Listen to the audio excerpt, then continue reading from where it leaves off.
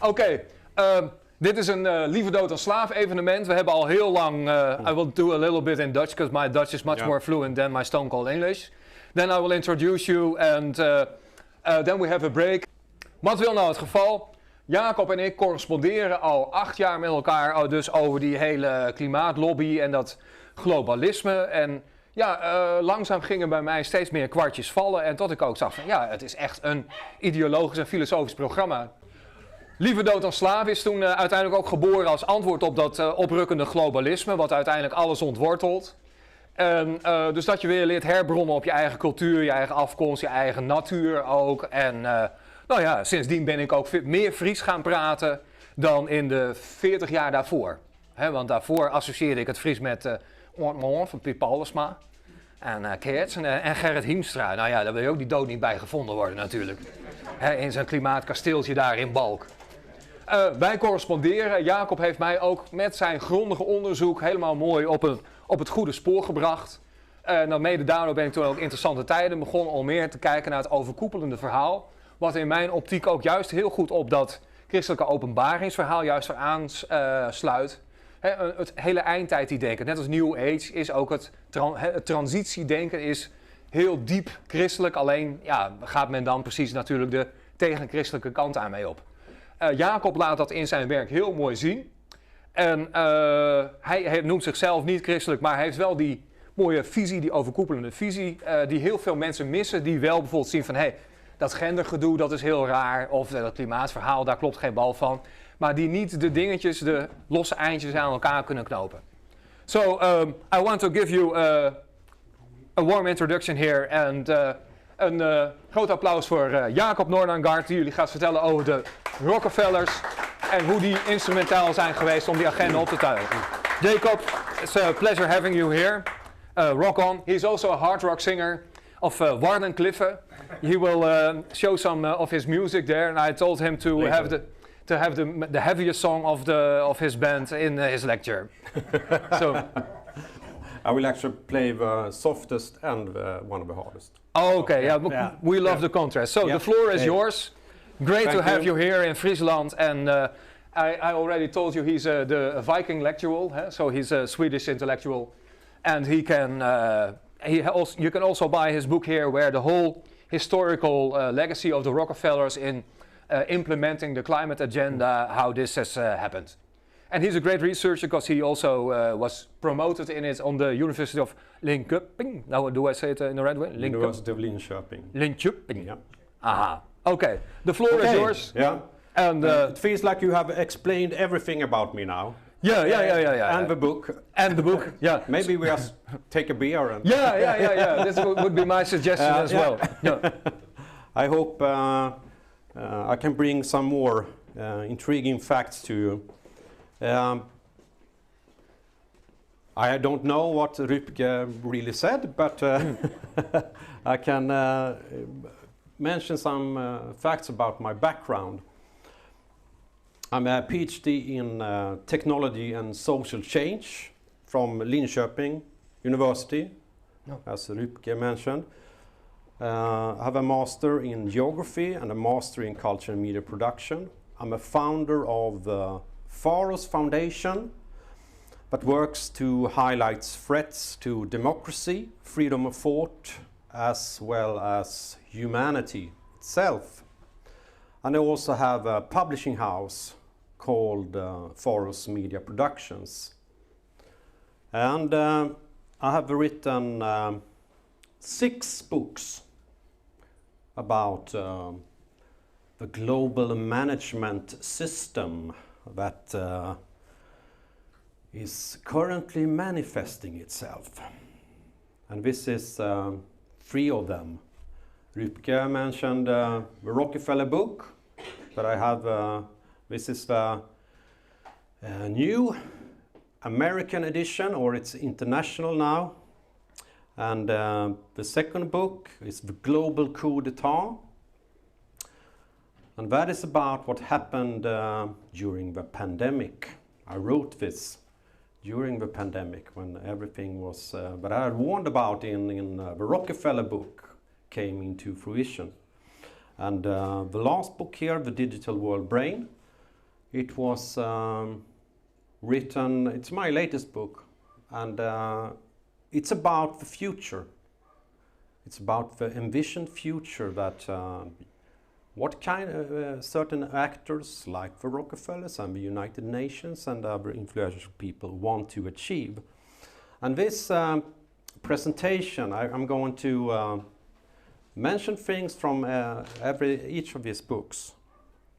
But first I want to just mention some interesting things about my past, because I wrote a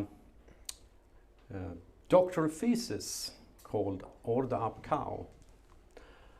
And it was very much about the Netherlands. Yeah.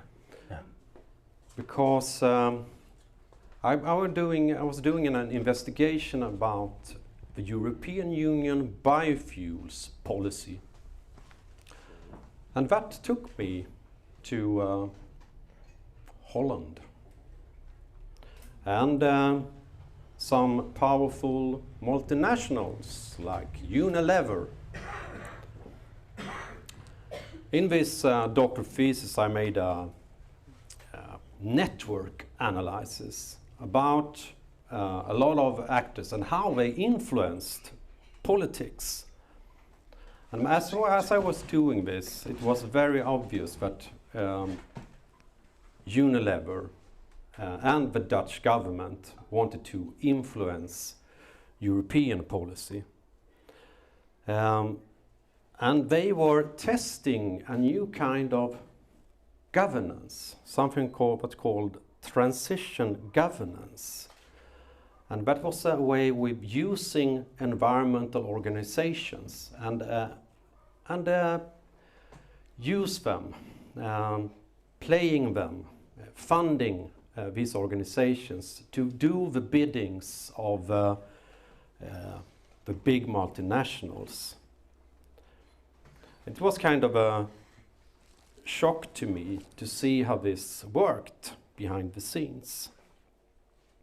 And I actually the last time I was in the Netherlands, I presented this at a conference in The Hague.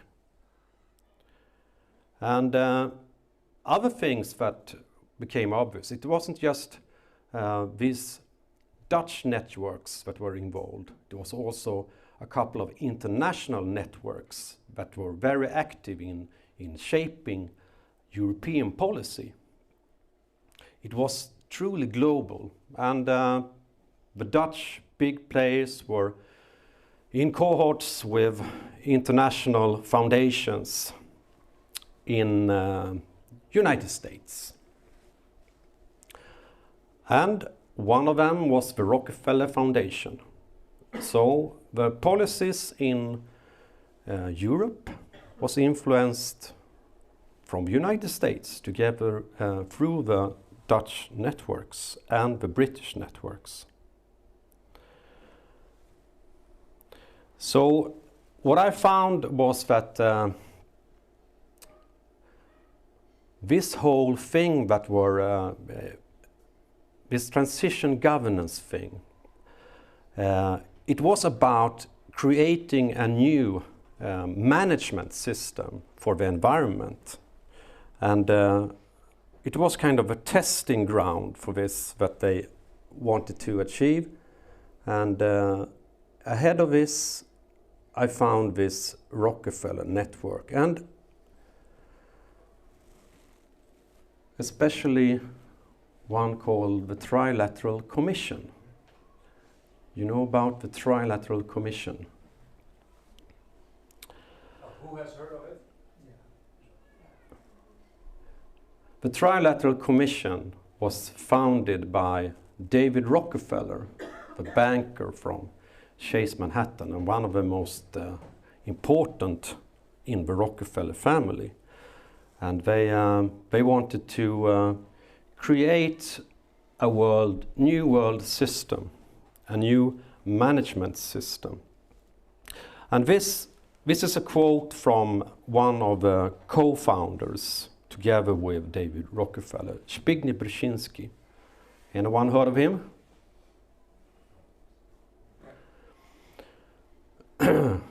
talking about the future. Power will gravitate into those who control information and can correlate it most rapidly.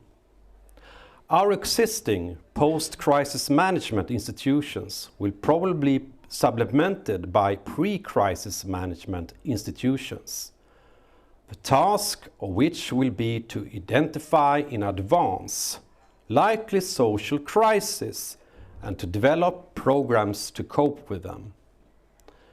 This could encourage tendencies during the next several decades towards a technocratic dictatorship, leaving less and less room for political procedures as we now know them. Brzezinski wrote this in 1968, so very early, and he was picked up after this by David Rockefeller.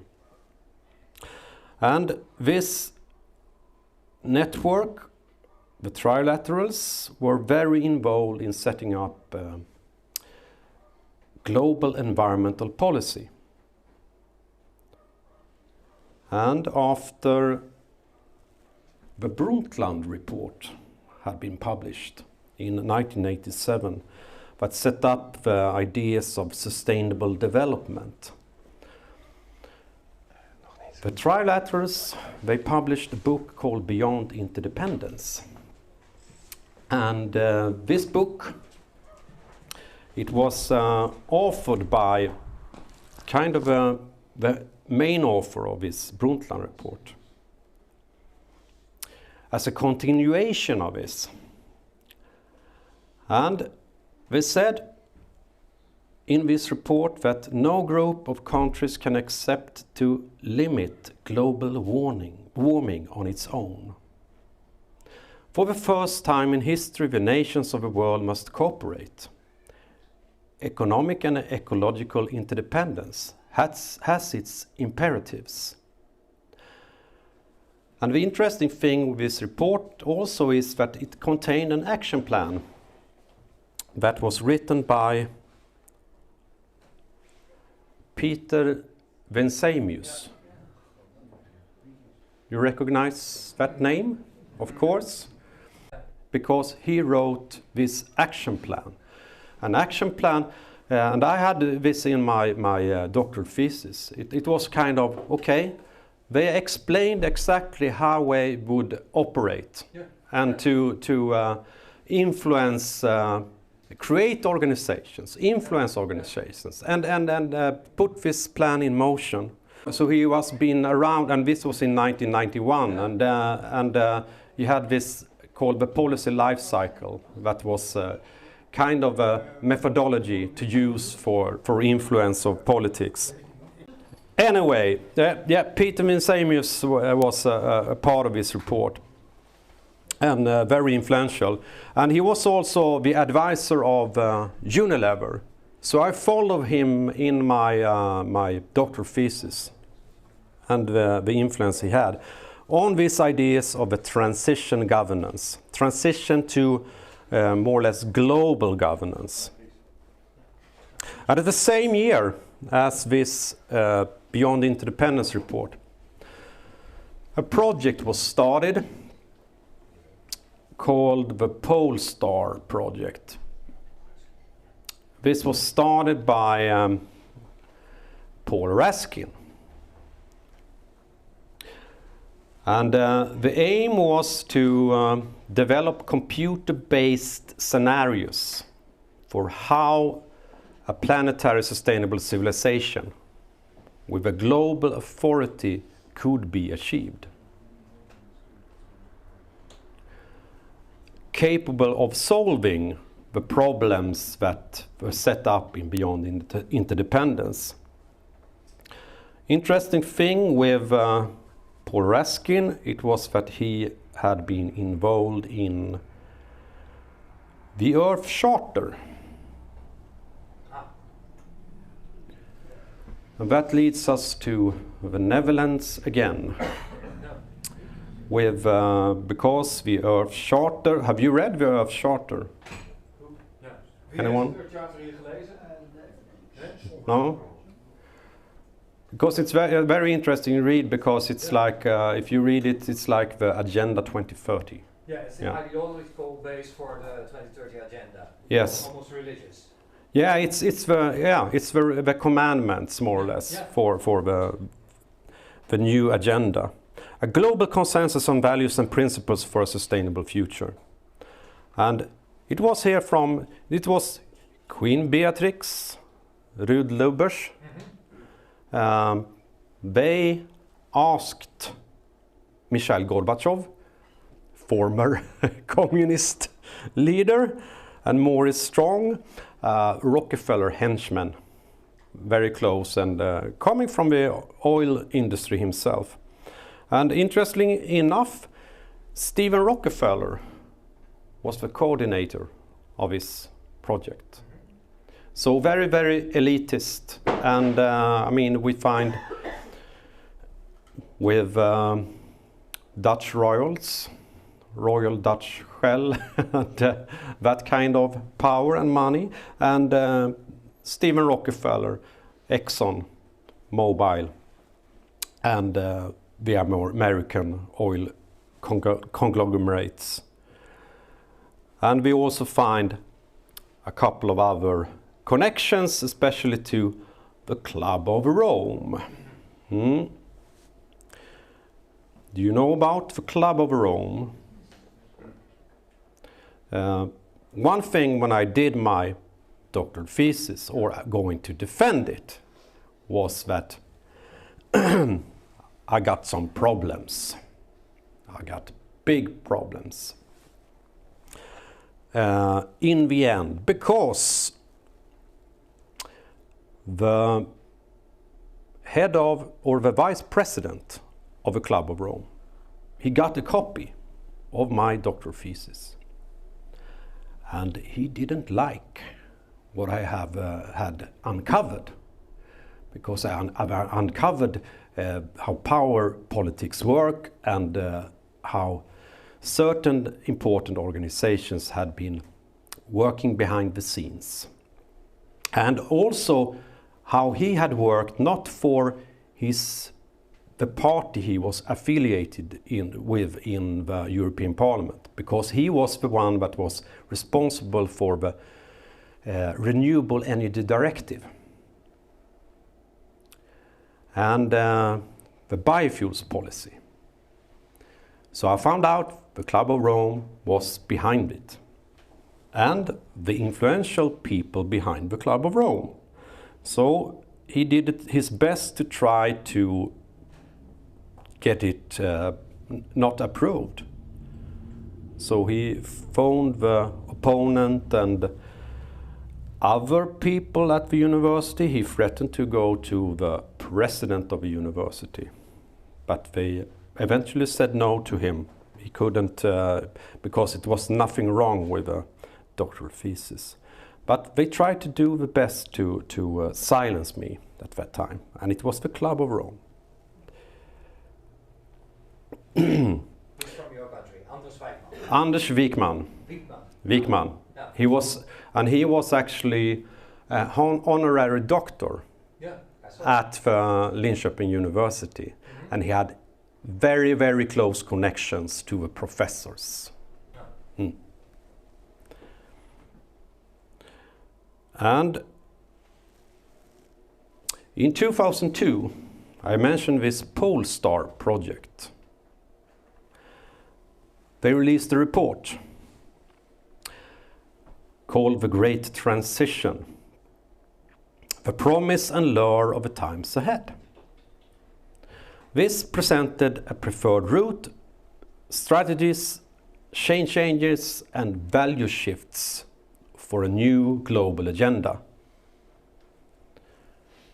You can see the cover with a globe in pieces put together again. That kind of explains the agenda. Build back better. In order to create this new society, you have to destroy the old. And this report, this project, it was funded by the Rockefeller Foundation. and United Nations Environmental Program. And with a lot of people from the Earth Charter involved in this. And they said, how shall we achieve this new society? Crisis. Can you remember when there was no talk of a crisis? Not since 2001. We are always in a crisis. And especially after 2001, of course. And they mentioned triggers to this transition to a general crisis. And this is from a report from 2006. So this is an authentic graphic with, you can see, pandemic, macro terrorism, end of oil, financial collapse, and climate disruption. And as they say in this report, another path to general crisis might be initiated by an unprecedented pandemic, perhaps via an extremely contagious disease vector that emerges from disrupted ecosystem and is carried to the four corners of the earth. Strategic planning. And what they had in mind in this report was the preferred scenario was a global sustainable utopia. That was, after all the crisis, we would enter in the new paradigm, the new sustainability paradigm.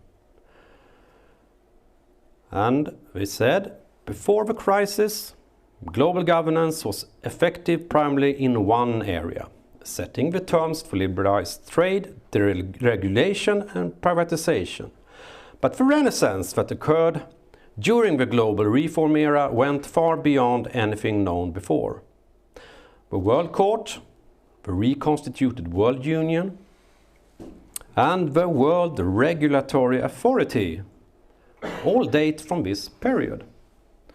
So we state this quite bluntly.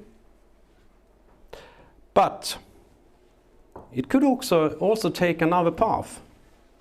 They warned that this could evolve into a global technocratic dystopia, a fortress world scenario.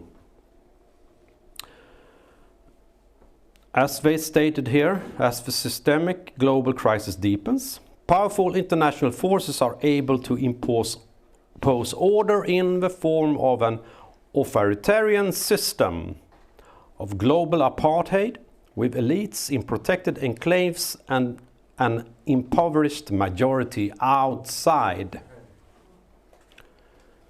And do you know what they said? The Great Transition Initiative, when the pandemic came. We think we have entered the fortress world scenario. This is like the film Hunger Games, a little bit. Yes. And this is, I mean, they made computer models of the future. But they also had their preferred destination for this.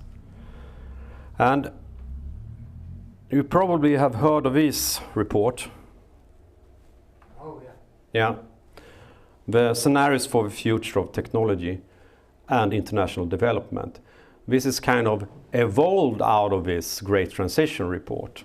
It's the same, it's the Rockefeller Foundation behind it. So the work they did in this poster project, it's the starting point of this. And here if you read these scenarios, they are kind of close to the scenarios also in the Great Transition. But here we have the famous lockstep scenario with a pandemic. So they have calculated with this all the time. And so this came out in 2010, but I will go back a bit to 2005.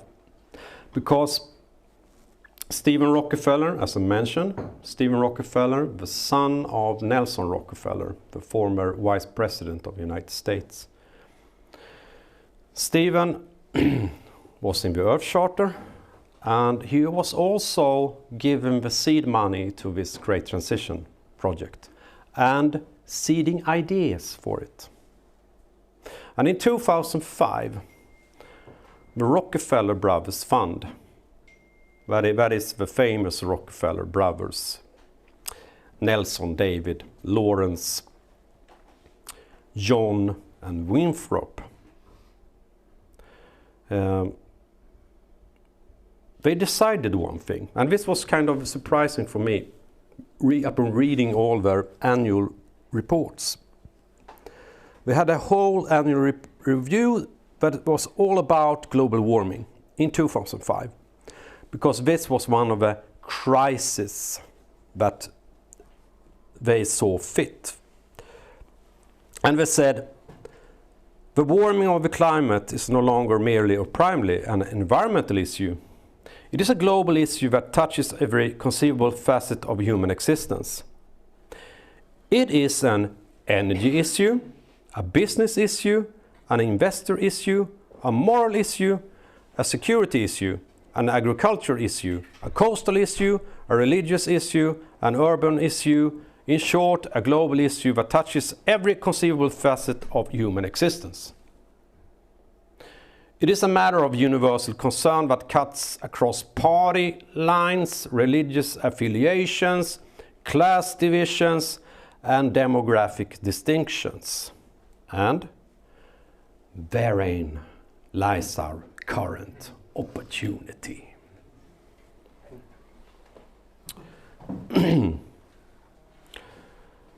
The very same year, 2005, the G8 summit in Gleneagles. Do you know what happened this year, just before the Gleneagles summit?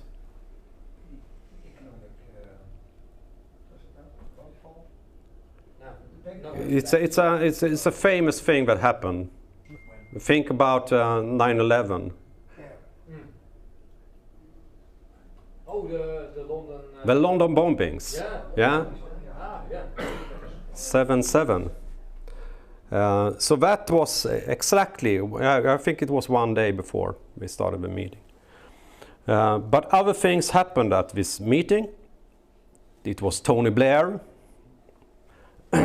That just had been involved in the weapons of mass destruction incident and Iraq. He said at this meeting, because now he wanted to be the savior of the earth. So he said, climate change is perhaps the most long-term serious threat to our environment. Action was needed.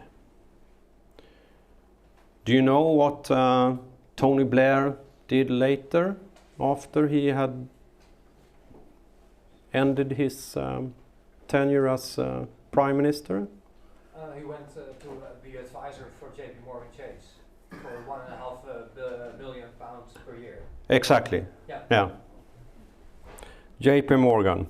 And JP Morgan Chase, who were running that bank? David Rockefeller. So he actually started that international group. During this meeting, they had a position paper that was circulated to all the participants, and it was called Global Warning. And because they want to have a climate issue on top of the agenda. And they said in this paper, we have a narrow remaining window to engage global strategic planning and mobilization, followed by a maximum of 50 years to achieve the transition, to scale down resource usage, to terminate inequitable capital accumulation, and to stabilize and begin the long-term reduction of global population. There it is. There is. And the man behind this was a British-English psychoanalyst educated at the Tavistock Institute called David Wastel. He was an expert in this and how to achieve these things. He was not a climate scientist, of course, but he said because they weren't satisfied with intergovernment panel on climate change because they did too much science. They wanted more action. They wanted people to get scared for real. So that's why David Wastel came with some recommendations. He said, declare a planetary emergency, brand excess CO2 as an ecological toxin, present strategy to take the world to zero CO2, and develop institutions for handling the transition. And he was talking to the Club of Rome. They were the ones that were supposed to bring this about, the scientists that were involved with Club of Rome. And also the Potsdam Institute. Anybody heard of the Potsdam Institute? It's very, very influential in climate science. What was the name, by the way, of this advisor of Angela Merkel? The big Hans-Joachim Schellenhuber. Yeah. Yeah, Schellenhuber. The thing is, David Wastel, he was involved in a project together with Hans-Joachim Schellenhuber called Beyond the Tipping Point. So in order to give more power, to scare people more efficiently, they developed the tipping point concept. That is small influences in the climate system that can bring huge cascading effects that kind of kills off a large part of humanity, like 80 to 95% of all life on Earth. So this psychoanalyst came together with Hans-Joachim Schellenhuber to develop this, and another scientist, a Swedish scientist. Jacob Nordanga.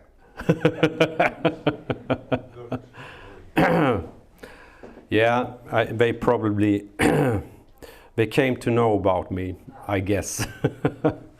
But another Swedish scientist, because they wanted to develop a new framework. This scientist was called Johan Rockström. Heard of him? He's a rock star in ecology. He's very, very big and influential. Yeah. The Dutch guy, what is his name, by the way? Martin Scheffer. They do a lot of publications together. Yeah. This tipping point resilience kind of. Yes. Yeah, resilience. They started an institute at the Stockholm University to work with this agenda. It's more or less Wastel's agenda.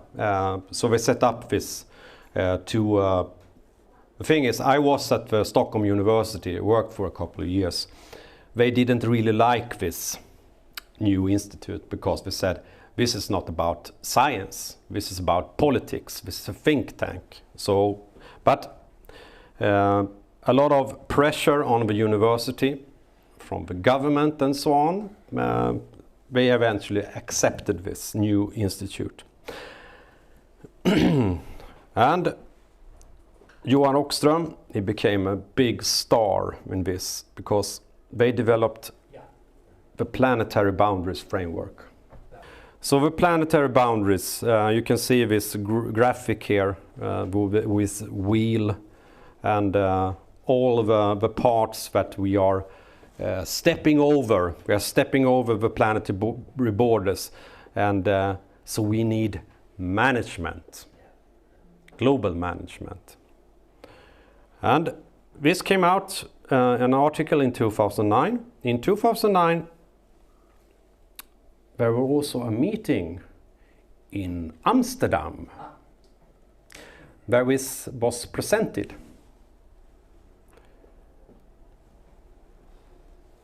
Together with Beatrix, because she is an honorary member of the Club of Rome.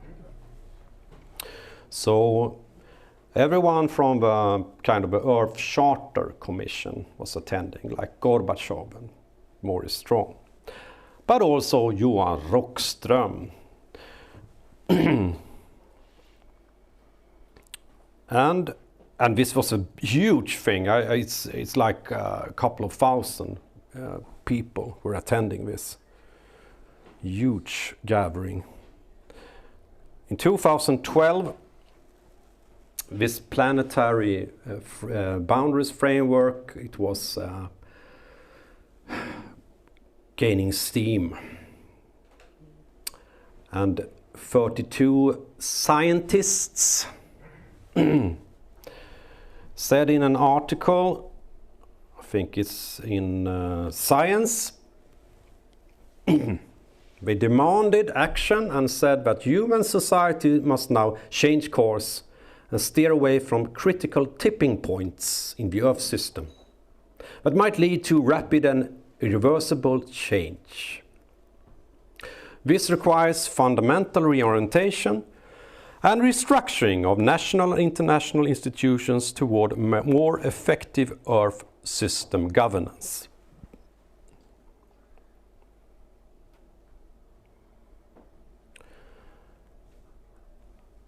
And the following years, a foundation was created in Stockholm.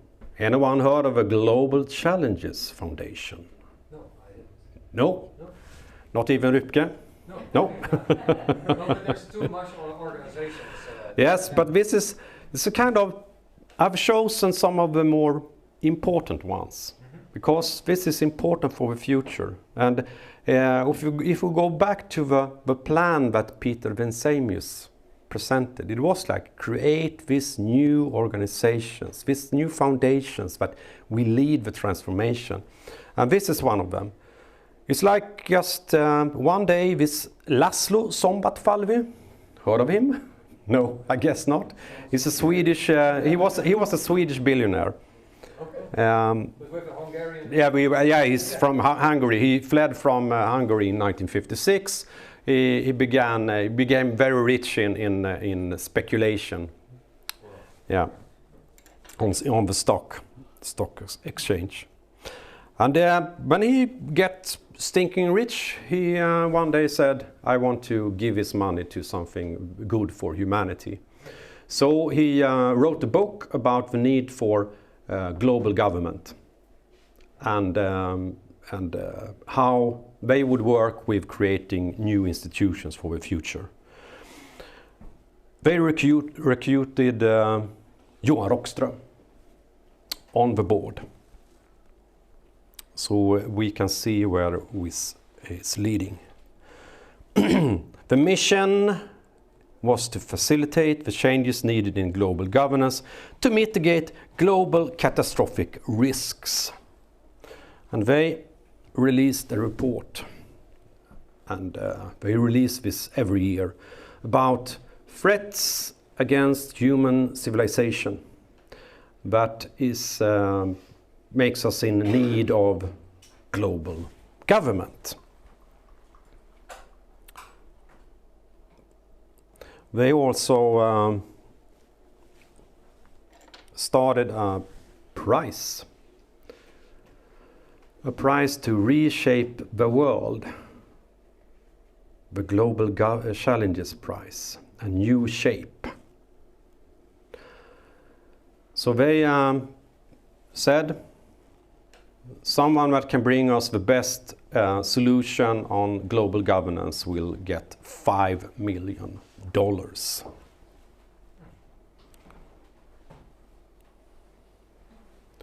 I will come to the winner later.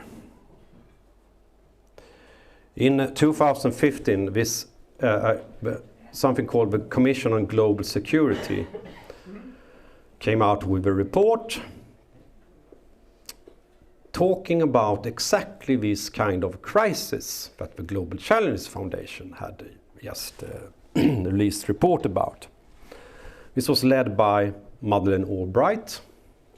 I usually ask, what do you know about Madeleine Albright? Yes? I shook her hand. What? I shook her hand. You did? Yeah. You have shook... As a fanboy? Why? I'm an artist. I was showing with a gallery in Aspen, and there's the Aspen Institute. You have been to Aspen? Aspen in Colorado. Oh yeah, I know a lot. I've written a lot about Aspen. She showed up on my opening. Okay. She's a friend of the gallery owner, but she was also minister under Reagan, the gallery owner. Mm-hmm. Go ahead. Yeah, but she said something. Do you remember that about the Iraq war? It was worth it. The children. So she was the right woman for this. And together with Ibrahim Gambari, he was from Nigeria, I think ex-president. And this was, now we are come to other organizations and also a connection again to the Netherlands. The Hague Institute for Global Justice. I guess nobody reported about this here. No? Is it at the Peace Palace together with the Carnegie Foundation, or is it where can I find it? What's the address of it? You mean the web link or something? Yeah, the institute. The thing is, this institute was started by the Dutch government. I think it's 2011. Okay. And it's like, the Global Challenge Foundation just started, and and then. So we have our own version here. Yes, and but they were operating in a couple of years before closing down to a lack of money, but the institute they are operating now again, and it has been taken over by a ultra-rich Jordanian businesswoman that's leading the institute now. Yeah, it's interesting. And this another important organization was the Stimson.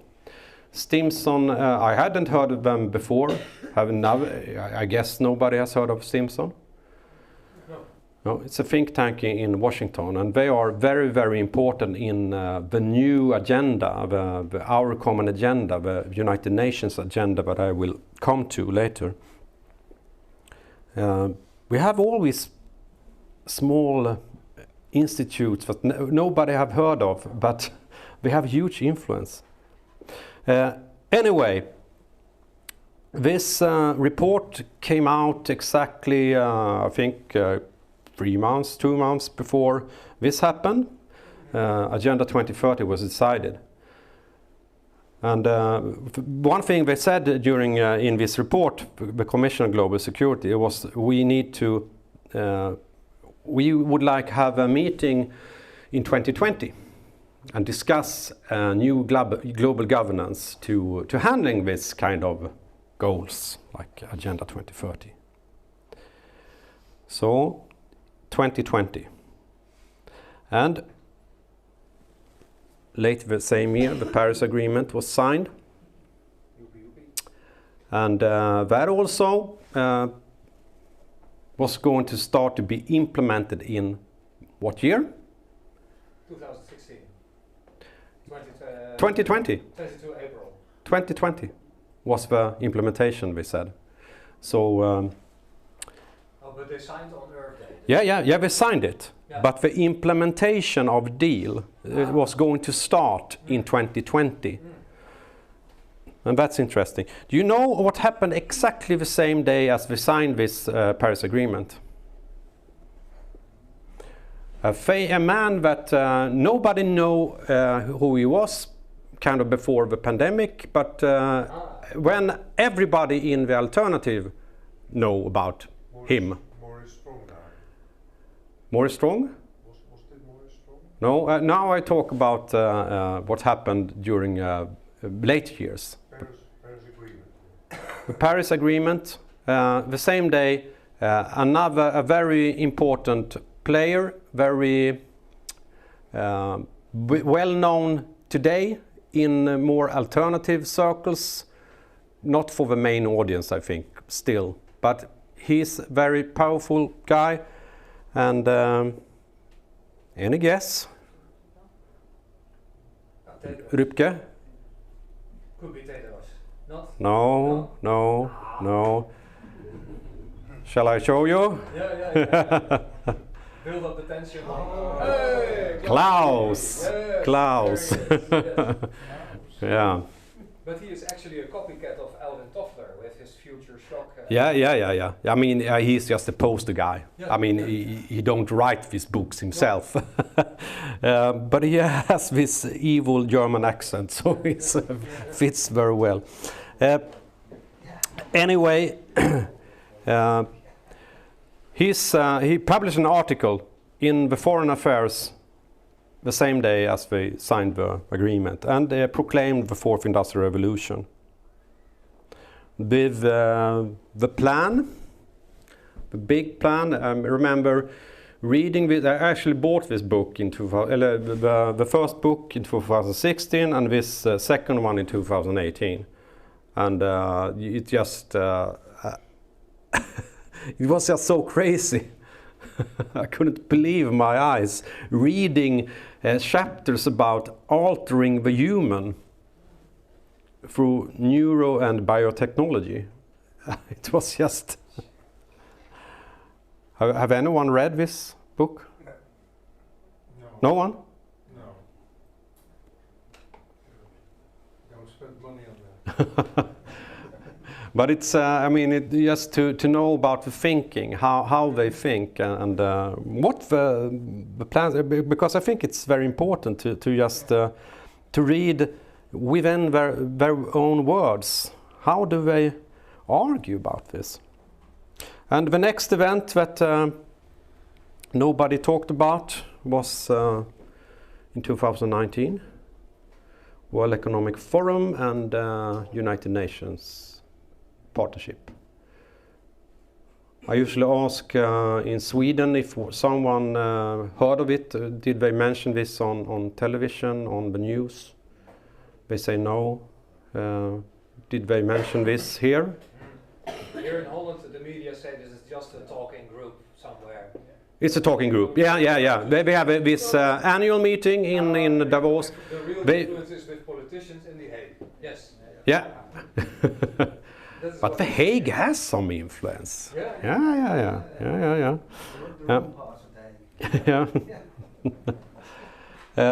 Well, anyway, this is one of the most. This deal, it's like giving away everything to the big corporations. The same year, it's going very fast. Everything, the G20. Group of 20. I don't think it's just like a World Economic Forum. People just talk. It's just a meeting every year, and the G20 is just a meeting everywhere. Yeah, no, it's not a meeting every year. It's a lot of meetings. It's like 150 meetings every year about everything. It's they are in effect kind of a proto world government already, dealing with everything. And influencing every big government on the planet. And they decided at the G20 summit, or it was in Japan, and they presented a plan to fuse the environmental agenda with Agenda 2030 with the Fourth Industrial Revolution. So this is a plan for how to achieve this with technology. And as you know, something kick-started this process. Just like reading from the script, from the Great Transition. Here we have it. The thing that would kick-start this general crisis. I know it was far worse here in the Netherlands and Friesland compared to Sweden. Yeah, you were older. Kind of. A lot of stupid things happened in Sweden as well. I must say, nothing was normal. But kind of better off. Anyway, 3rd June 2020, I think you know about this, the Great Reset. With Schwab, Antonio Guterres, and he was kind of new as Secretary General for the United Nations at that time. And also Prince Charles, talking about the need of, and it was a kind of a very political thing to do, as a royal, to be involved in that. But when it comes to environment, they have been very, it's like the Dutch royals as well. And a lot of people know about the Great Reset. It has been repeated over and over, and in the mainstream media it's kind of a conspiracy theory. Yeah. But other things happened during this, after this meeting.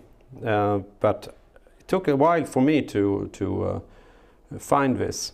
But we had, as I mentioned before, this report. We'll go back to this report.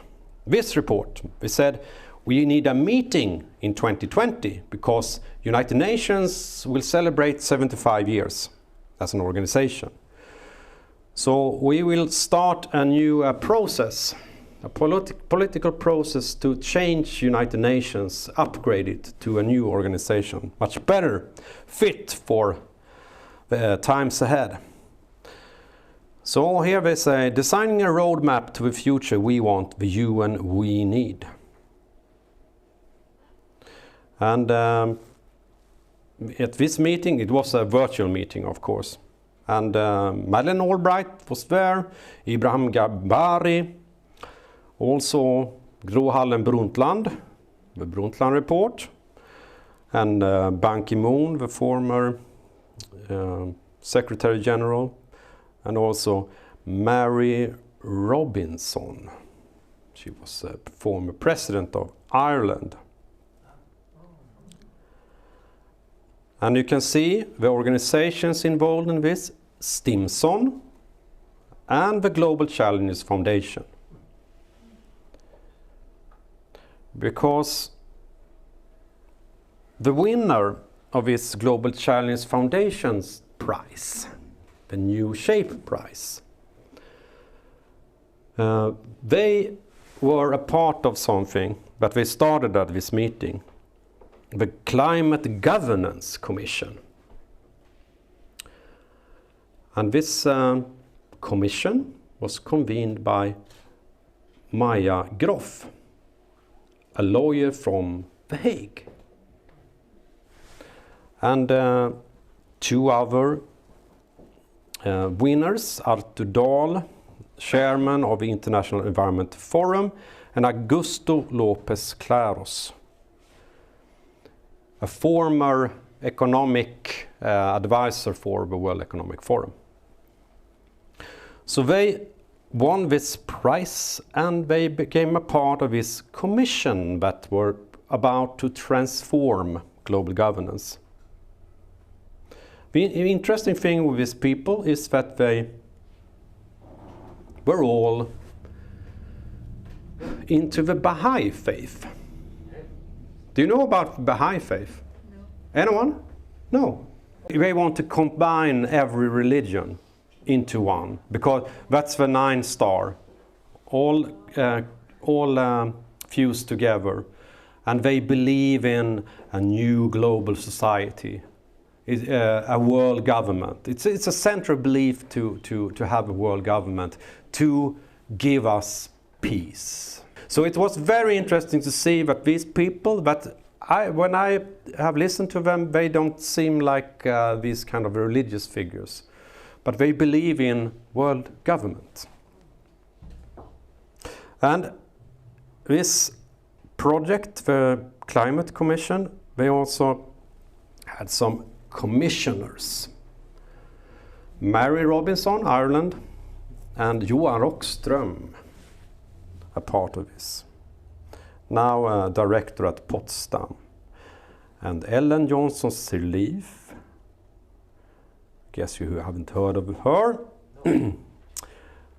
former president of Liberia. And Sadrine Dixon de Clèves from the Club of Rome. That's a part of these commissioners that are deciding on how can we change United Nations for the better. So they started their work, and at the same time a UN resolution came in September 2020, 28 September. And we said that the COVID-19 pandemic has reminded us in the most powerful way that we are closely interconnected and only as strong as our weakest link. Only together can we build resilience against future pandemics and other global challenges. We must build back better. Create a resilient and more sustainable world. United Nations must be at the center of our efforts. This also meant that the member states of United Nations, including the Netherlands of course, but nobody told you. They said, we need an action plan for this. We asked the Secretary General, he must do a report about this. It's called Our Common Agenda. Has anyone read the Our Common Agenda? And this is a part of my latest book. I go through this Our Common Agenda. Nobody talks about it, no politicians talk about it, but this is very, very, it's a plan for what about to come. Leave no one behind. Protect our planet. It's supposed to do a lot of things and boost partnerships and be prepared for what? This, we have a process with a lot of work is going on with this. Nobody has asked you, of course. But they have said that we are working with a lot of stakeholders. They want to know what people want, they say. And it's going to be decided at the Summit of the Future this year. A big United Nations meeting. How many of you have heard of the Summit of the Future? No. Vaguely. One. You had heard, yeah.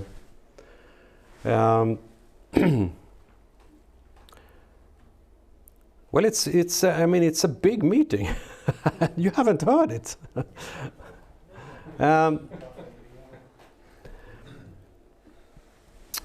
In 2022, 18th of March, a high-level advisory board was initiated to on how the question was, how can we achieve this?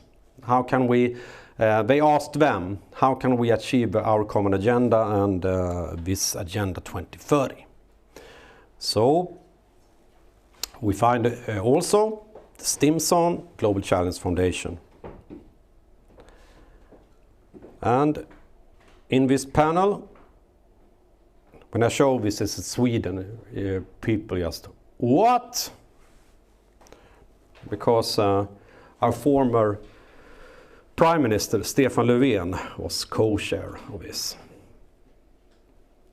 I think actually it was mentioned one time in Swedish media about he had got a new job at the United Nations, but nothing more, nothing about what this was supposed to where it was heading to, what he was actually doing there. And he was co-sharing this with Ellen Sirleaf, former president of Liberia. And we also find these very influential people.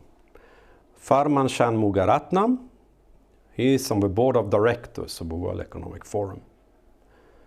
Anne-Marie Slaughter, Council on Foreign Relations and Trilateral Commission. Donald Kaberuka, the Rockefeller Foundation. It's the same kind of people.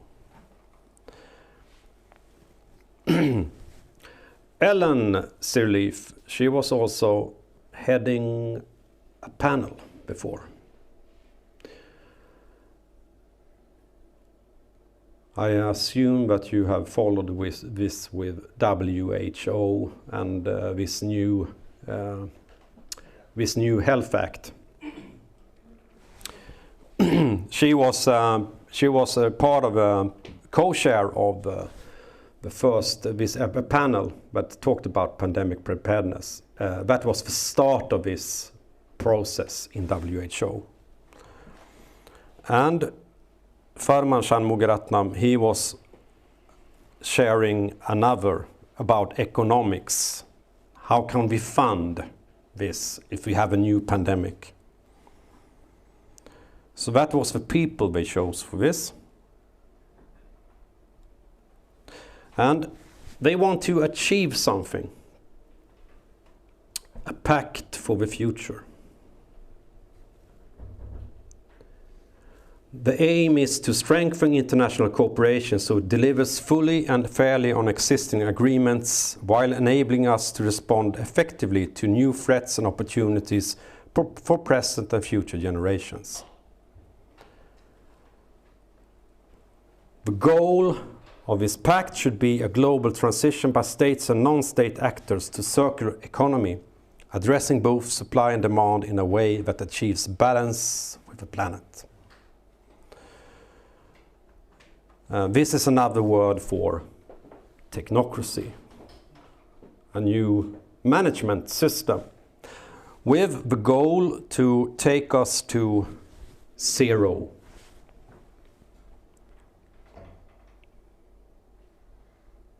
And create this new One Health system. Fusing human health with planetary health and animal health.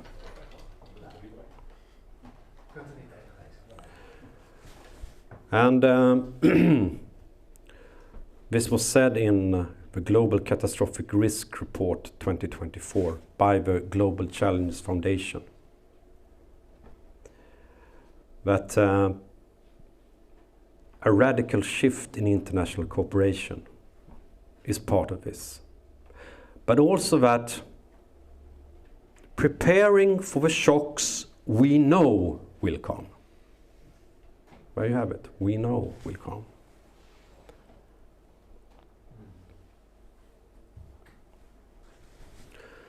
They have released 11 policy briefs about how this agenda will look like. Have anyone read the policy briefs? No. That's kind of my job. I read a lot of boring documents, but nobody else likes to read. And then I try to fuse it together. Yeah, you save us a lot of work. Yeah. Yeah. Nobody can argue against me and what I'm going to say. I could say anything. Yeah.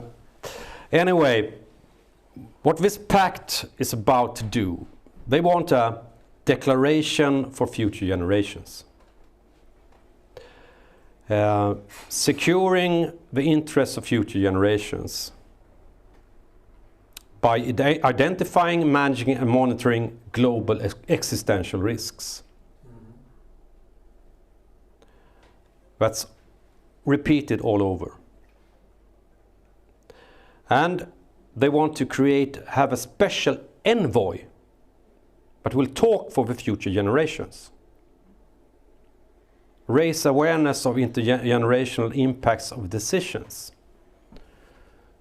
So who can talk for generations that are not yet born? Who can talk for these people? It's impossible. If you not have a crystal ball, because that's what they want to create. Foresight and data for future generations. So they want to collect data from every, I mean, we are everyone on the internet every day and doing our things.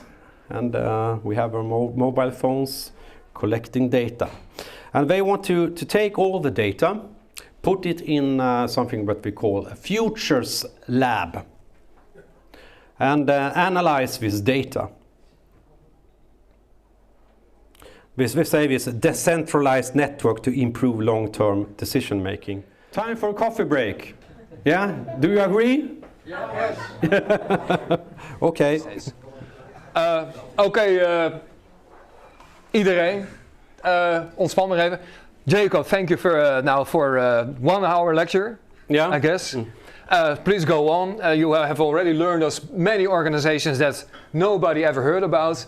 And this is the pinnacle of Jacob's work, that he knows about too much organizations and names that everybody thinks like, oh, they never existed or have no influence. So this is great that you show us that, well, actually the people who really control the world in many ways with their fortune. So, and well, the media all say that, oh, this is conspiracy thinking, and he just points the trace to all these organizations with all their influence who really shape the events that come. So thank you for this time.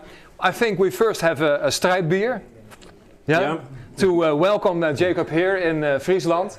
You can also shake it like champagne. Yeah? Here's another one. That's better. So, welcome in Friesland, and thank you again for the inspiring lecture. Yeah. Yeah, for the first part. For the first part, For the we will first go. Yeah, we will go. If you want to know the rest of the pact. We go further after the break, and then I do a small interview, and then we have an interaction with the audience, and you can ask questions. Yeah. Okay, but the second part will be much shorter. So. Okay. Yeah. Cheers, mate. So, okay. Do you want to know the rest? What they have planned for us? No. Yes. New names and organizations. Have a warm welcome again for Jacob Nordanga, for all the organizations you never heard of. Yes. And an agenda you haven't heard of. Yeah. Our common agenda about this. I was here.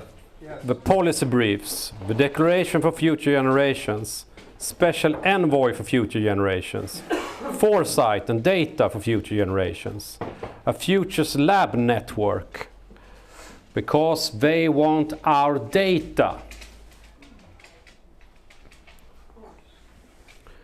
And this means something they call a global digital compact.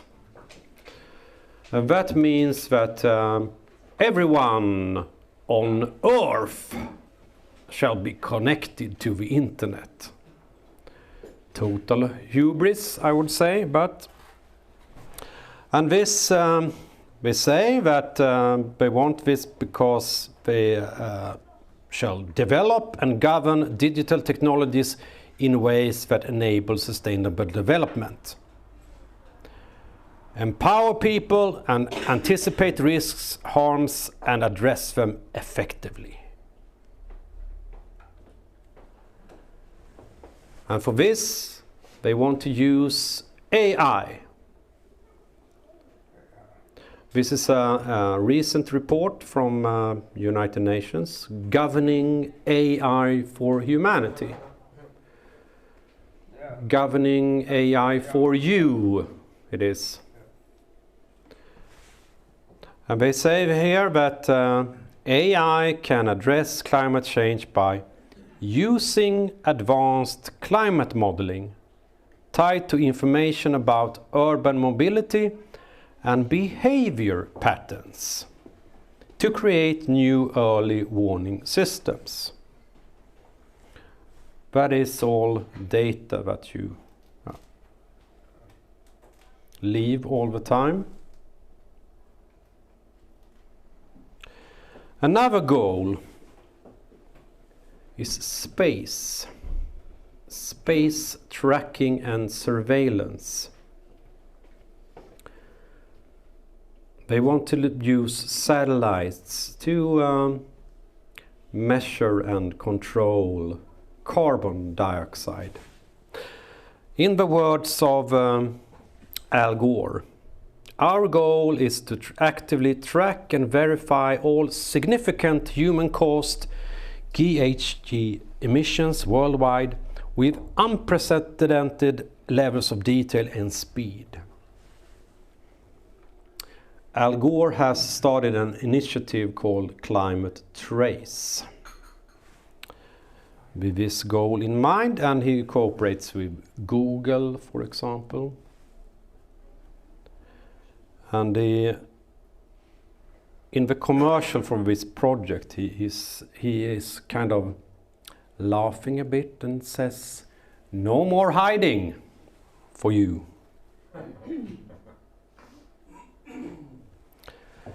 And another thing with data is that it can be analyzed to manage misinformation and disinformation. This is a big part of this, one of the polybriefs, information integrity on digital platforms. And you know what kind of misinformation and disinformation we talk about? You are, I guess. My information? I mean, I'm only reporting from their own sources. Well, I think Antonio Guterres says it all. At a time of rampant misinformation, climate denial, and attacks on human rights, we need education systems that distinguish fact from conspiracy. Instill respect for science and celebrate humanity in all its diversity. What? I don't think he means everyone. So that is, he said this during the Transformation Education Summit, a summit you haven't heard of, I guess. But it's about having the right education all over the globe. Teaching us about climate catastrophe. Another part of his new agenda is, we have talked about her before, Greta. Greta Thunberg, as we say in Swedish. She said this during a speech: "We all need to become climate activists, and we need to uproot the system."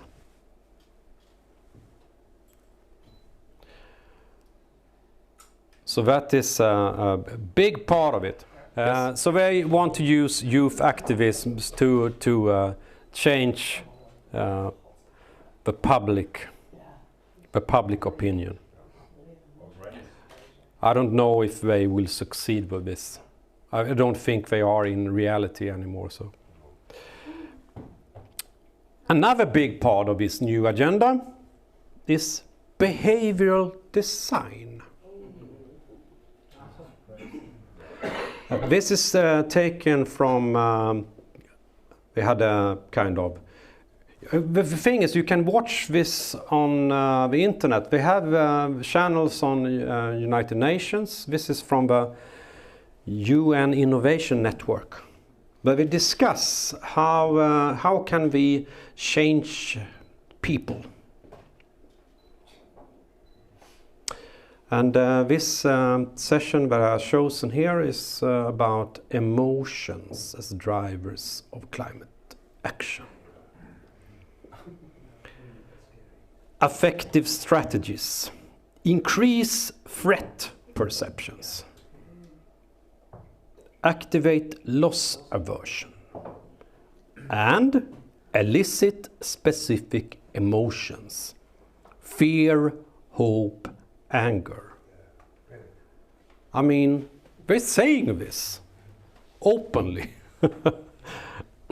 Well, very few people listen into these channels, of course. I think it's like when I was watching this, kind of 50 people had watched this YouTube clip before.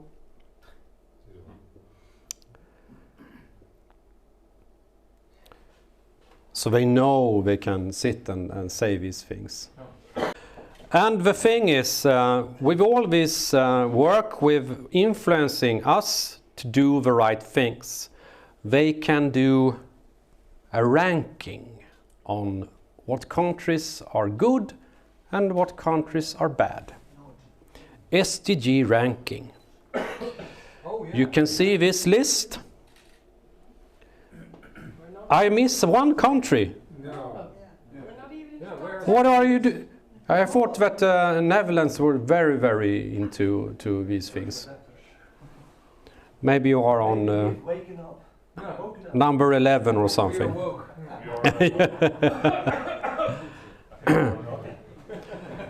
But Finland and Sweden and Denmark in top. Yeah. Suspects. Can you explain that? What?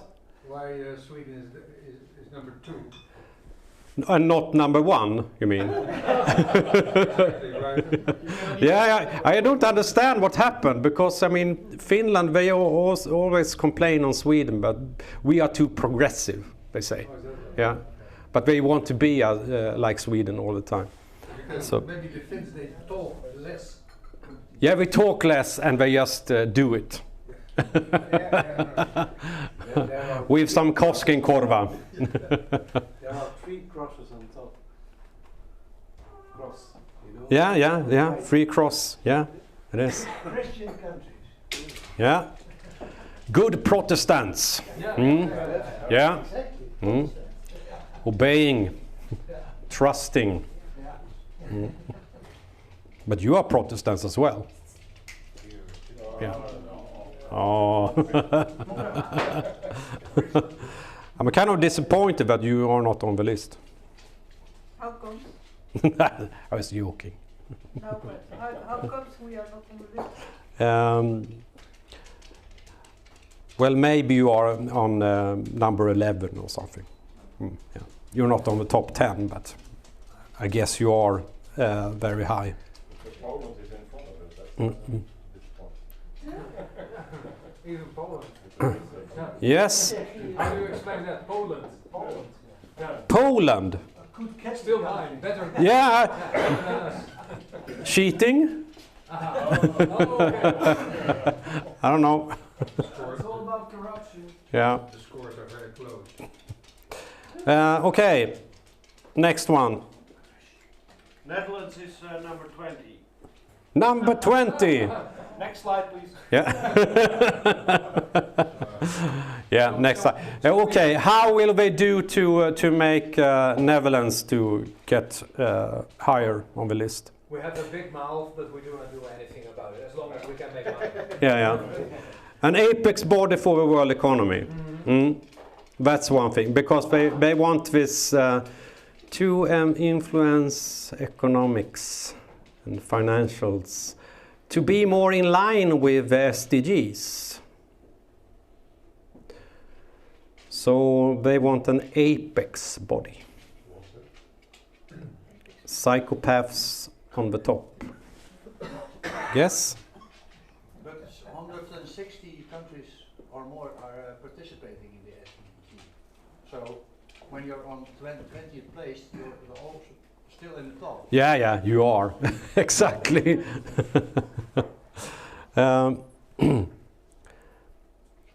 I guess Netherlands will climb. Yeah.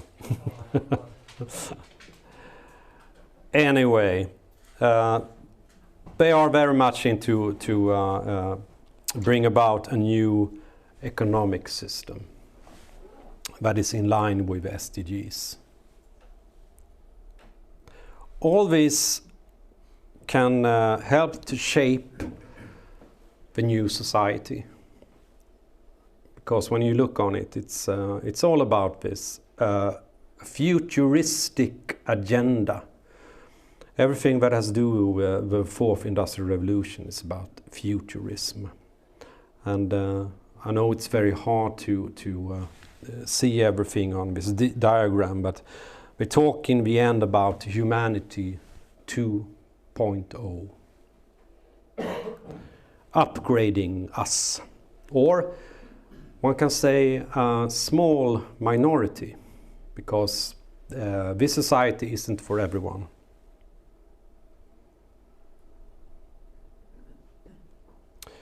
And one thing they envision to use is crisis. One of the major things with this new pact for the future, the UN agenda, is this: an emergency platform.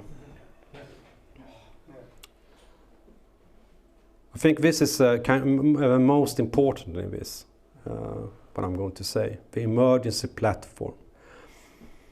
Because you know what happened during COVID. It was like a test of this, a test of a new system. And something that, I mean, when I started with my doctoral thesis, it was about this agenda, the transition agenda. So when an emergency is decided that we have an emergency, someone has to say it's come. And it can be through analyzing all data. At that time, we'll put together a multi-actor network to act on this. And this multi-actor network, this is taken from, of course, COVID, but they want to have this kind of network for every crisis situation. So they will beforehand decide what kind of emergency we can have, and then put together groups that in the event that something will happen, it will be put together and they will work in unison, just following the script to solve the crisis.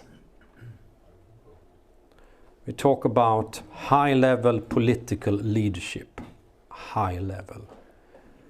And all these fluffy words, equity, solidarity. You know, solidarity, you do it, just do it. And coherent response, inclusive multilateralism. I always hear Klaus Schwab saying inclusive. And advocacy and accountability, that's an important part of this. We have to check that you do the things you're told to do. And in this report, we talk about possible future global shocks. Future shock. There we have it. 7. You also mentioned the Europarlament reports. They are called future shocks since 2020. Yeah. Yeah. Great. Go for it. Yes. 7 shocks. Rings any bell for someone? 7. Why do we use 7? It's like taken from the Bible, isn't it? Yeah. Why do we choose 7? So, and they have said this: we could have a major climatic event, future pandemic risk, event involving biological agents, disruptions to global flows of goods or people, cyber attacks, major event in outer space. What can it be? Alien invasion. Yeah, something. And the last thing, an unforeseen black swan event. Something that we haven't managed to predict. Do you know someone has been talking about the black swan event? But I asked who was talking about this black swan, and it was another man that I was thinking about. Schwab again. Yeah, Schwab.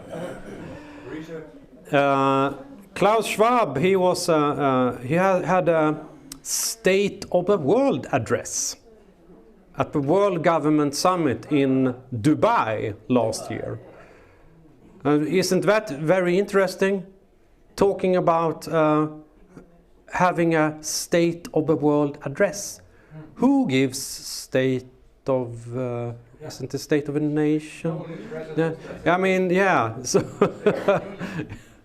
but Klaus Schwab, he is the one that's giving the State of the World address at the World Government Summit.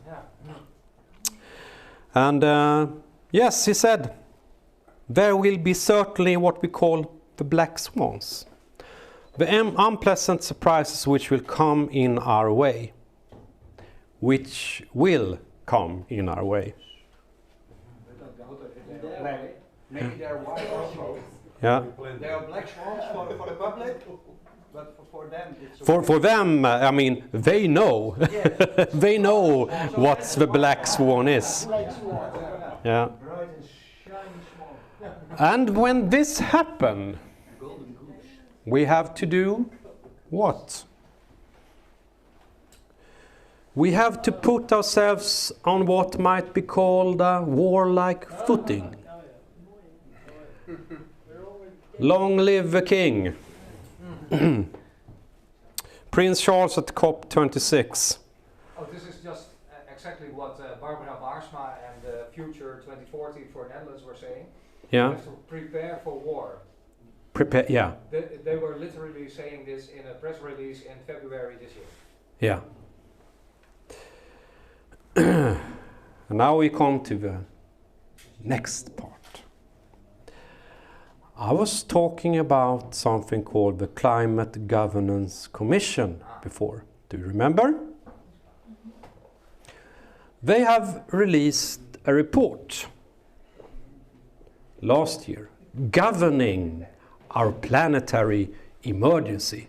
It's like they know it will come an emergency. What are the partners to this commission? Any guess?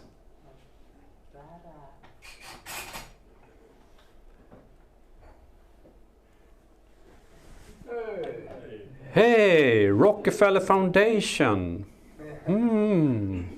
What a surprise. Stimson, as you have learned today, and the Global Challenge Foundation. We also have the Baha'i International Community and ORFNA, member of Qatar Foundation. That's interesting. I mean, this is a country built on oil. I mean, Rockefeller Foundation was also built on oil. So it's oil people. They talk about the planetary emergencies and to avoid catastrophic climate change.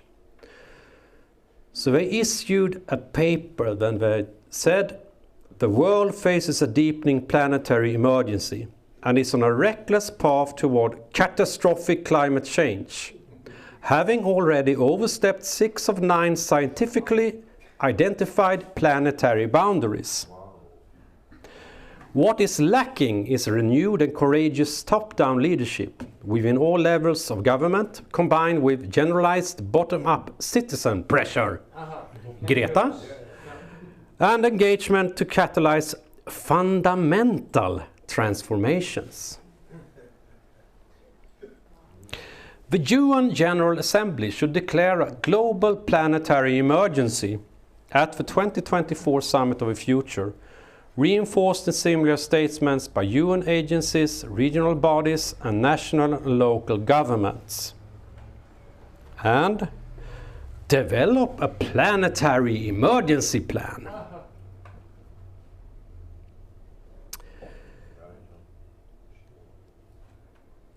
And as it is, this planetary emergency plan has already been developed by the Club of Rome and the Potsdam Institute. It's handy to have it already. And they also want to reform the UN Charter.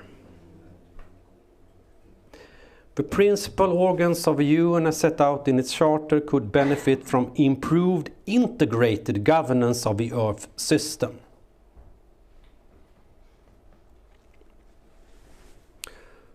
And if you think that it's kind of a resistance from major countries in the world, G20, consisting of all the members of the Security Council, and I mean, it's Russia, it's India, it's China, Brazil, of course, it's the BRICS countries. Brazil is leading this, and they say global governance reform is crucial to facing current challenges. They want to change the system. Instead of a Security Council, we want to have an Executive Council. Its main focus would be shifted to implementation, management, and effective operation of the UN. This would help with the implementation of new policies on global environmental management.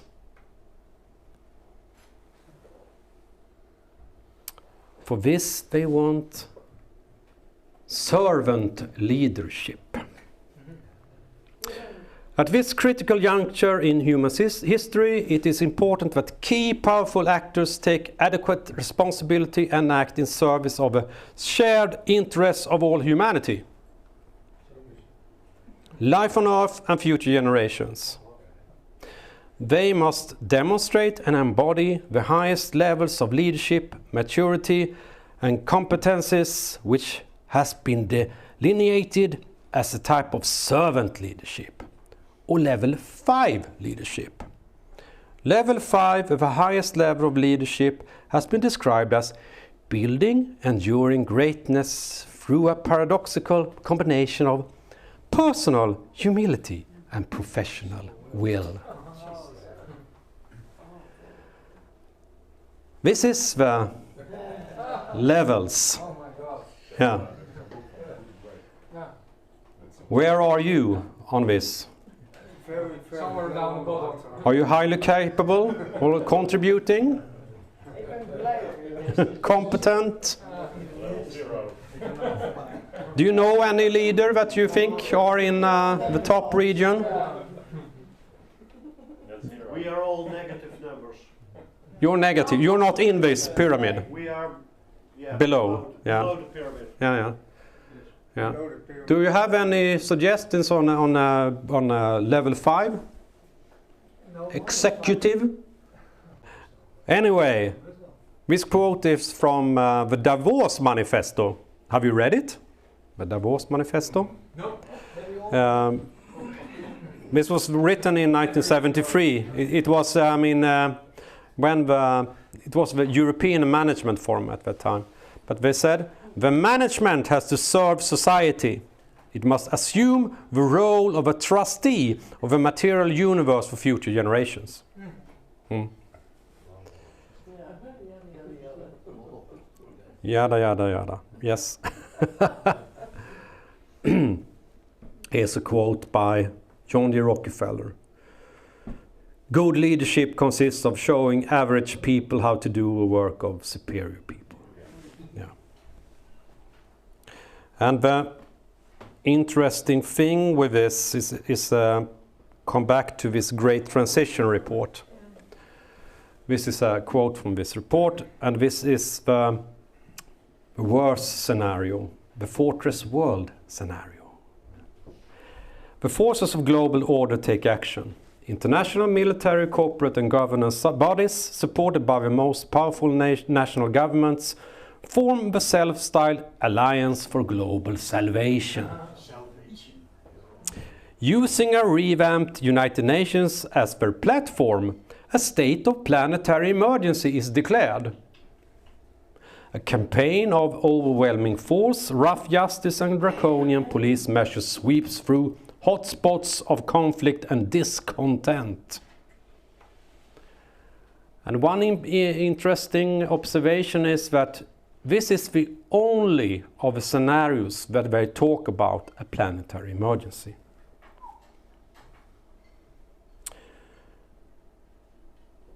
Do you think they have prepared for a scenario like this? Yes, of course they have. The Global Commons Alliance. Yeah. Anyone heard of them? Yeah. You? You have? A big plan for a small planet. All in the reach of control. You see the net around the globe. Standing for a systems approach. To shape a nation, you need a government. To shape a planet, you need an alliance. Rockefeller Philanthropy Advisors. Porticus. Yeah, exactly. Yeah, I have them on the next slide. And I found out they are from here. It all comes down back to Friesland. They are from here. It's where the world is governed. Yeah, from Stockholm and from Friesland. And we also have the other founding families is the Switzerland's richest family, Finland's richest family, and a manufacturing family in USA, Oak Foundation, Global Challenge Foundation, of course. We also find Gordon and Betty Moore Foundation. That's the founders of Intel. And of course, Porticus. I had to bring this. I didn't know anything about, I just read that it was a very rich family from here. Yeah, and these billionaires want to help us, of course. Our vision is a safe and just future for people and planet. Our mission is to mobilize citizens, companies, cities and countries to accelerate systems change and become better guardians of the global commons. And this is how we want to do it. An Earth Commission that sets the science. A science-based target network that sets the targets. An Earth headquarters that communicates the science. A systems change lab that monitors and accelerates the changes deemed necessary. And the accountability accelerator that holds companies, cities and countries accountable. Okay, who is the head of the Earth Commission? Any guess? Not Klaus. Not Klaus. No, not Klaus. He's not a scientist. Oh, no. No. Johan Rockström. Yeah. Aha. Johan Rockström. Johan Rockström heads the Earth Commission. And we also, I think we also have some from Netherlands involved in this Earth Commission. Jujita Gupta, I think, sits on a Doesn't sound very Dutch, but yeah, but she is on a university. Yeah, on a university in Netherlands. And the Earth Commission gets its money from the Global Challenge Foundation.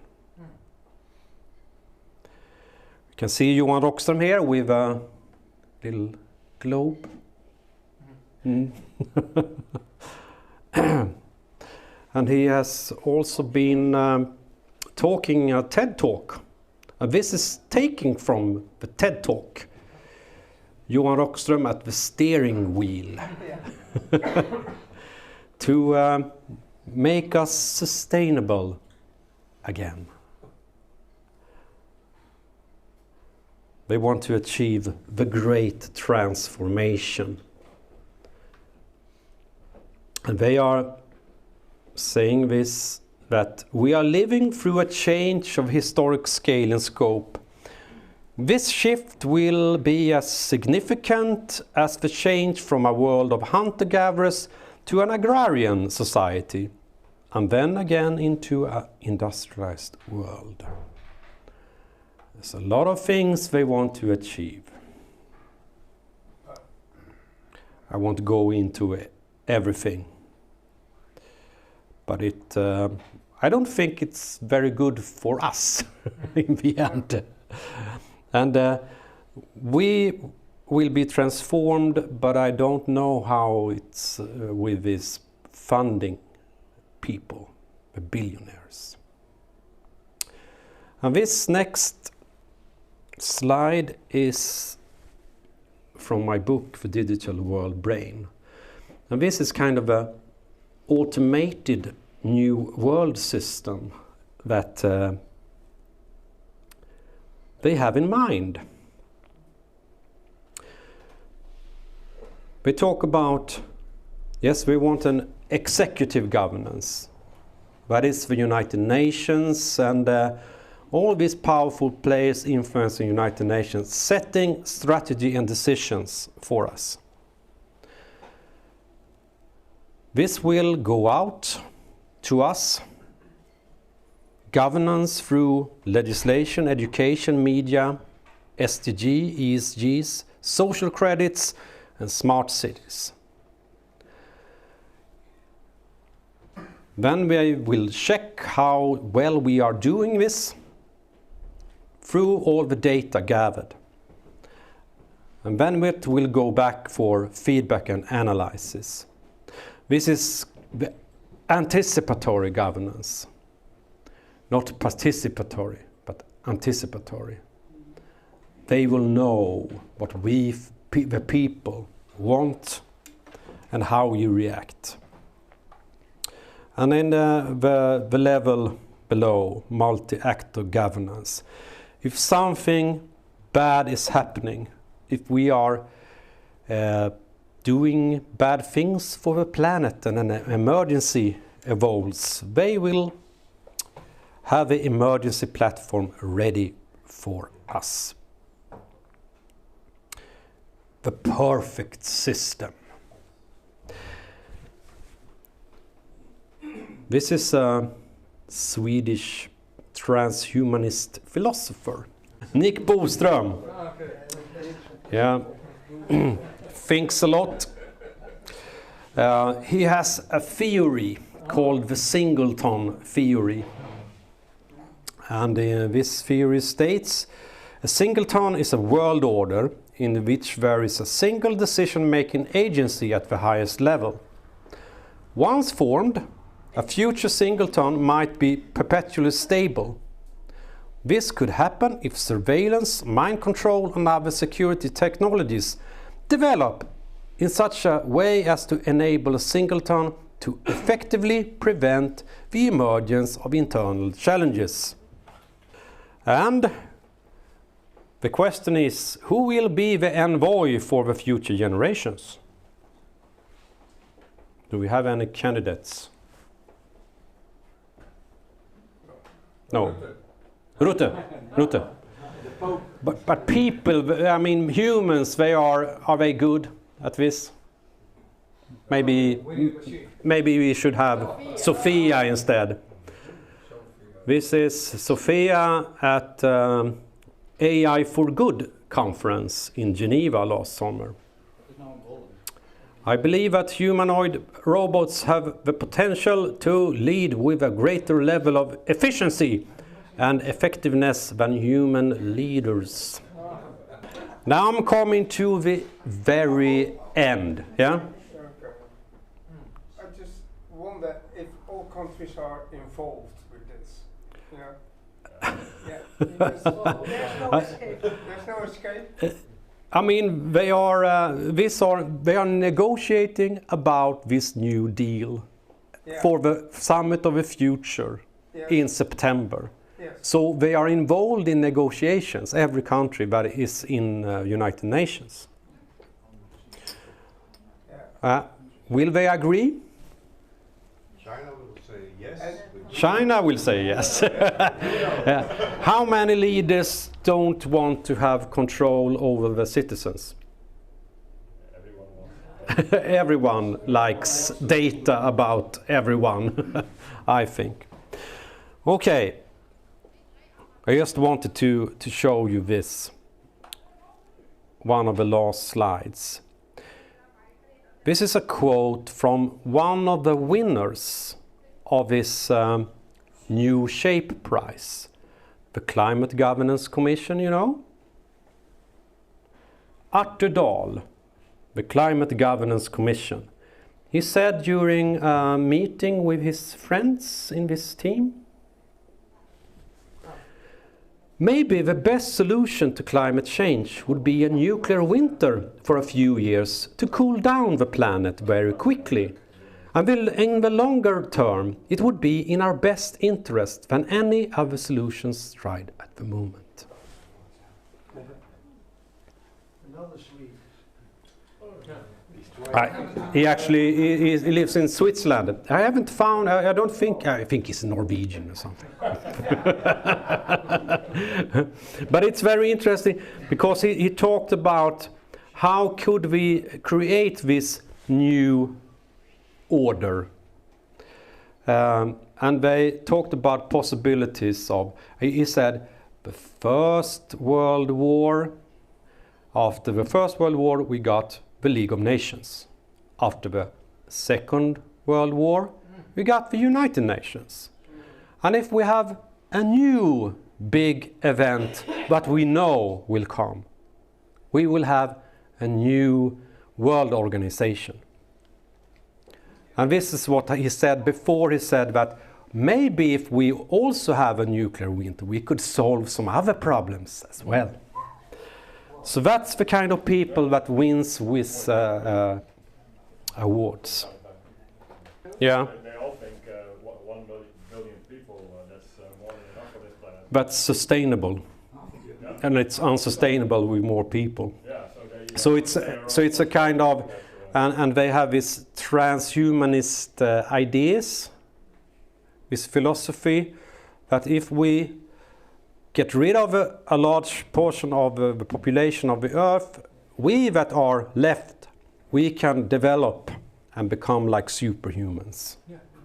That's the idea. It's very telling, and it's it's very, very rich and influential people that have these ideas. They are not philanthropists, they are more misanthropists. And with that said, this is kind of my last slide, because I don't believe that this world system that they want will be successful. I think it's doomed to fail. It's hopeless, and I think we as humans have capacities, natural capacities. It's like natural law. This artificial system can never win over the natural system that we are a part of. And if we are threatened as a species,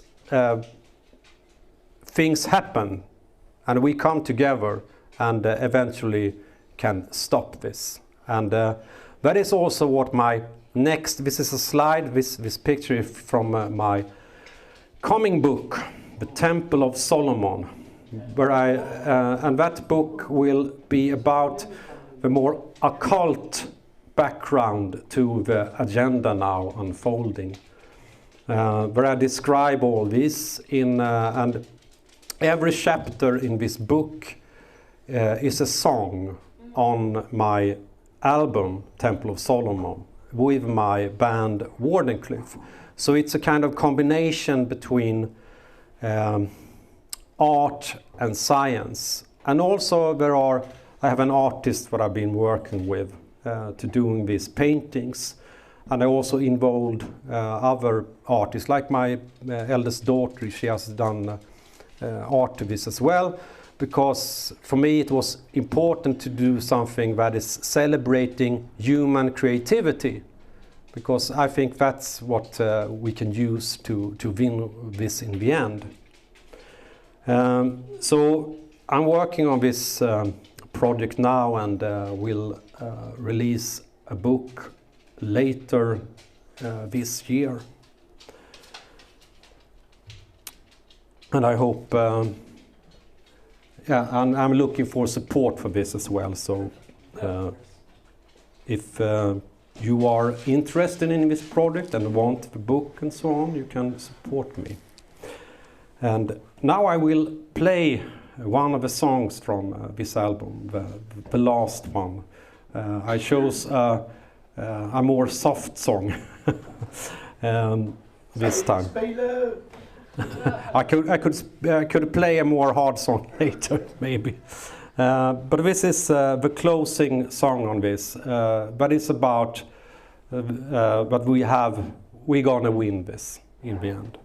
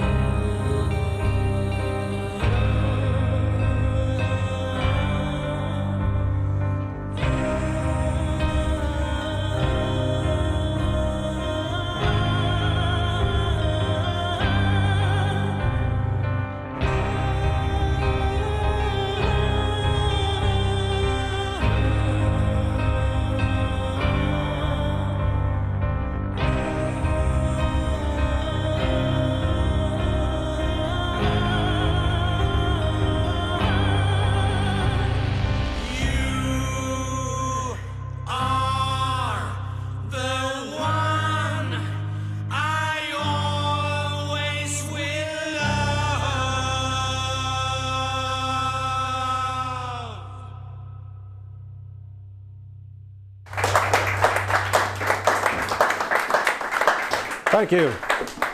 Thank you. Now, a couple of questions that I thought in my own personal development, just seeing that there is a plan of building a sort of new Babylon, a new Temple of Solomon, and this all these religious terms just reminded me of all the ancient stories in the Bible that they know that are there, and they're acting according to it. To me, it actually proved in some way more the historical truth about certain biblical prophecies. So that there is an end time and they are working towards it to create a false messiah of a global government, an ideal world created by man, which is, back to Genesis, the man who is believed by Satan, he can be like God. It's the same movement. Yes. Yeah. To me, it's strengthened my belief. So I became more Christian than I ever was before, just because of seeing the history, coming to its pinnacle here just right. How is that for you? How did it change your beliefs, your research? I don't know if it has changed my beliefs. I have always have a kind of belief. I wouldn't say it has always been Christian in that term, but a belief in something that is guiding us, something bigger, because that's the experience I have made during my life. I've gotten help in certain situations, but I can't explain it in other terms than it's some divine influence. But you could also reason like if it digs holes in the dunes, it eats carrots, and it has a lot of children, and it has a bunny tail. Maybe it might be a rabbit. So you could also say, well, if you see that the historical line is going exactly in the same way as the Bible, you mention love as the common principle. Well, that's an awful. Is that not the same bunny from the Bible? It's kind of that story. And the Bible also warns about building a new Tower of Babel. So that's a story that I think is very important. But it's like it hasn't been that they believe in everything, but they're doing this. They can just use. We use the Bible. We use things that people know about. They have read it, so it's easy to manipulate people into this thinking. But at the same time, they fulfill the prophecy. Exactly. So was it a real prophecy, or was it just that they So in either way, it's getting fulfilled. It's getting fulfilled, and it's getting to the same direction. What does it do it to you in personal? Because to me, I was a lousy Christian always, and I still am. But anyway, the historical truths coming through made me take biblical prophecies more serious, and you see them acting out. And whether they believe in them or not, they are acting according to it.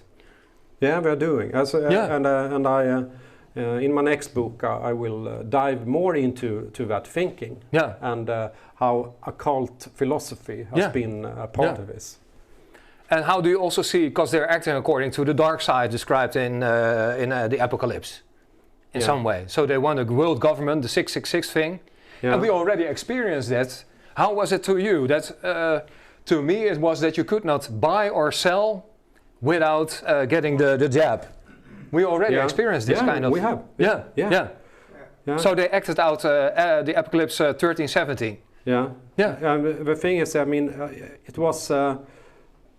I wasn't very much into Bible studies as young, but I was very interested in the Revelations. I read it a lot, and it's very metal. I mean, I don't know how many metal bands that have. Of course, they all refer to Manowar and so. It's a lot about the Revelations, and it's much doom and gloom and things that has happened. I read it a lot and tried to interpret it and understand it. And it was just, and I wrote a lot about lyrics about that. And just witnessing what is happening after that, it's just, what? It's amazing. To me it was like, whoa, they're acting it out in front of our eyes. Crazy is that, huh? Yeah. Yeah. So Then this you is- know about the red heifers Tell me about it. in Israel? The red heifers. No, I don't follow Israel stuff No, anymore. they have brought red heifers. Does anybody know about the red heifers? Yeah. So the red heifers, it's in the scriptures for the use.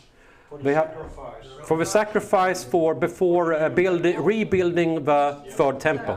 Ah, So it's and they have done. They are in Israel now. The red heifers. oh my God. So Yeah. so it's actually very close to this agenda. And Yeah. and you know about, I mean, you read the global coup d'etat about Donald Trump Yeah, yeah, and yeah, yeah, the yeah, rebuilding yeah. of a temple and, And how. then they made these coins. Yeah, exactly. Yeah. So it's a lot of these things happening Yeah. all the time, and peace deals and so on. And Yeah, so they're acting the Bible out in some way. yeah, they are playing that script. Yeah, you yeah, could yeah. say. Crazy, isn't it? Yeah. And the other thing that I also asked you in the email, what are you doing to counter this globalist, almost satanic agenda? What we do here is bringing people together here who are like-minded, who have the right mentality. I made my book Rather Dead Than Slave, the Frisian warrior cry for to select people who have still the right mentality, who are from the old normal. We could say, who regards himself here as from the old normal? Everyone, every head up. See, this is the people we want to bring together again, who still have this normal Western rationalist of thinking and the heart at the right place. And by this events and brewing our own beer, of course, strides to be prepared for war. That is good. That is always good. Yeah. But starting local things, local markets, paying with cash, we try to counteract it in our own way. And what are you doing in Sweden in this aspect? Yeah, there are things happening in Sweden, of course, with this. A lot of initiatives.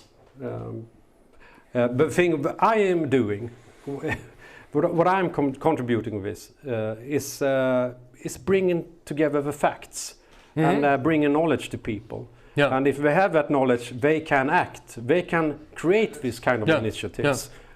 Because I can't do everything myself. Yeah. What I'm good at, it's just compiling information and presenting it for lots of more people. And also for avoiding useless discussions. Because if you cannot connect the dots, you start talking about climate, then about gender, blah, blah, blah.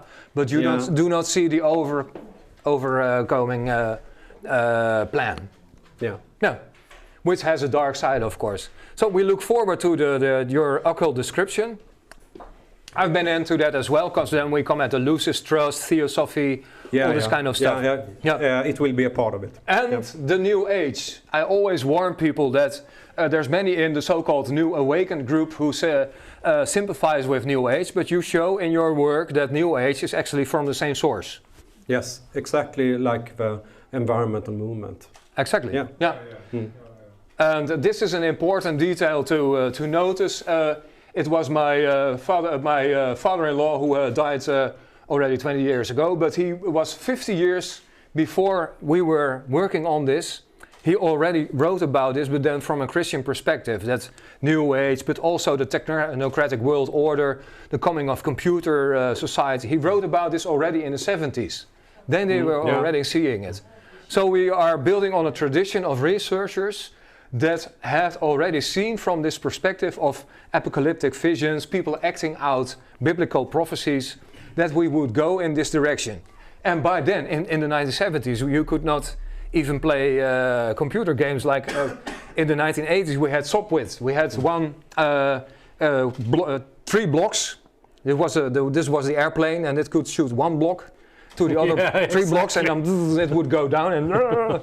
Was it called Pong in the 70s? Oh yeah. This was the only one, but people already realized that if you see the overarching plan, then you know where they're going. And I really want to thank you that you are contributing to just that we do not focus on the details, but if you see the overarching plan, which goes on for centuries already, at least decades, and know that they are planning forward and they act according to a philosophy, then the rest you can fill in the details. So I really want to thank you that you came here to Friesland and have your debut here. And maybe we can play again in a band sometime. I play bass. And we can make some really doom metal based on your books. I wish I could come back and play with the band. Concert. Would be great.